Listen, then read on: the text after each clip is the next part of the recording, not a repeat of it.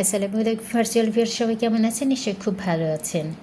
আলহামদুলিল্লাহ, গাছ থেকে পাড়া হলো আমড়া, লেবু, টমেটো, বেগুন, তারপর হলো সফেদা, আমেরিকান মূলো, সেই রকম পেঁপে, গাছ পাকা বেল। আমি তো গন্ধে অস্থির হয়ে পড়ছি। আপনারা কি পাচ্ছেন? আরও ধামাকা আছে। আঙুর, আমি আদর করে নাম দিয়েছি টক আঙুর।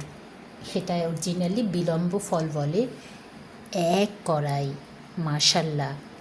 শেষ ধামাকা হলো এই যে জিনাইন কলা।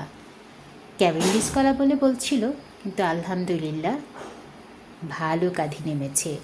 যদিও এটা ম্যাচিউর হতে আরেকটু টাইম লাগতো, কিন্তু ততক্ষণ পর্যন্ত আমি আর অপেক্ষা করতে পারছি না। আমাকে কাটতে হলো, কারণ বাইরে ওয়েদার খুব খারাপ। গাছটি যে কোনো সময় ভেঙে পড়তে পারে। এর আগেও ভেঙে আমার অভিজ্ঞতা আছে যে কলা গাছ ভেঙে পড়েছিল, কলাগুলো নষ্ট হয়ে গিয়েছিল।